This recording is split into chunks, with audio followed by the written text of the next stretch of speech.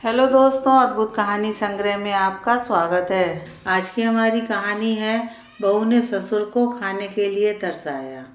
पापा ये लो मेथी के थेपले, पुलाव और रायता, आपका पसंदीदा खाना, कहते हुए निधि ने दीनदयाल जी को खाना परोसा। खाना देखकर दीनदयाल जी की आंखों में आंसू आ गए। निधि समझ नहीं पाई पापा क्यों रो रहे हैं। निधि बोली, पापा जरूर आपको बचपन के दिन याद आ गए होंगे। आप और माँ हमें ऐसे ही तो थाली में ये सारा खाना दिया करते थे। माँ को भी पता था कि पापा की पसंदीदा डिश को कोई मना नहीं करेगा। और पापा, सबसे मज़ेदार बात तो ये है कि कब ये हमारा भी पसंदीदा खाना बन गया, हमें पता ही नहीं चला। आज माँ जिंदा होती तो कितना अच्छा होता। वापस सभी बैठकर साथ में इस खाने का लुत्फ उठाते। पापा की चुप्पी देख निधि को शंका हुई। वह बोली, पापा जरूर कुछ और बात है। आप कुछ बोल भी नहीं रहे और आपके आंसू भी नहीं थम रहे। दीनदयाल जी कुछ देर रुककर बोले, बेटा तेरी माँ को गए 2 वर्ष हो चुके हैं और आज 2 वर्ष बाद मेरा पसंदीदा खाना देखकर मुझे तेरी माँ की याद आ गई। आखिर बेटियां माँ की परछाई सी होती हैं। आज तुमने मुझे तुम्हारी माँ की याद दिला दी। तुम्हारे हाथों में भी वही स्वाद है बेटा जो तुम्हारी माँ के हाथों में था।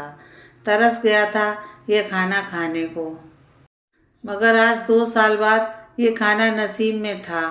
निधि बोली, पापा क्या भाभी ने इन 2 वर्षों में एक बार भी मेथी के थेपले और पुलाव नहीं बनाए, जबकि ये तो आए दिन हमारे यहाँ बनते हैं। दीनदयाल जी बोले, नहीं बेटा, वहाँ मेरे अलावा ये खाना कोई नहीं खाता, इसीलिए तेरी भाभी नहीं बनाती। निधि बोली, पापा मगर भाभी तो अच्छे से जानती हैं कि आपका पसंदीदा खाना है, कभी आपके लिए ही अलग से बना देती। दीनदयाल जी बोले, बेटा मैंने 1-2 बार कहा भी था, मगर वह बोली, मुझसे ये सभी के लिए अलग अलग खाना नहीं बनता। पापा आपको इतना ही खाने का मन कर रहा है तो पास के किसी ढाबे पर चले जाइए और खा लीजिए।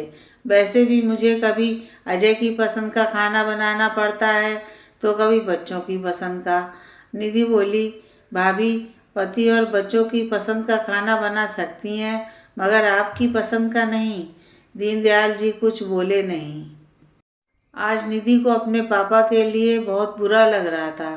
15 दिन बाद जब निधि अपने पापा को छोड़ने मायके आई तो वह अपनी भाभी रितिका से बोली, भाभी आपने तो बाबूजी को खाने के लिए तरसा दिया। रितिका बोली, क्या हुआ दीदी? निधि बोली, कुछ नहीं भाभी, मुझे खुशी है कि इन 15 दिनों में मैं पापा को उनकी पसंद का खाना खिला पाई। रितिका समझ चुकी थी कि निधि क्या कहना चाहती है। निधि बोली, भाभी जब आपके पापा को आपकी भाभी खाने के लिए तरसा देंगी तब आप समझ पाओगे कि आज मुझे कितना बुरा लग रहा है। रितिका मूक बनकर चुपचाप खड़ी रही। खैर निधि ने अपनी बात कह दी थी और वह जानती थी रितिका को इस बात का असर तो ज़रूर पड़ेगा और शायद आपके बाबूजी को खाने के लिए नहीं तरसना पड़ेगा।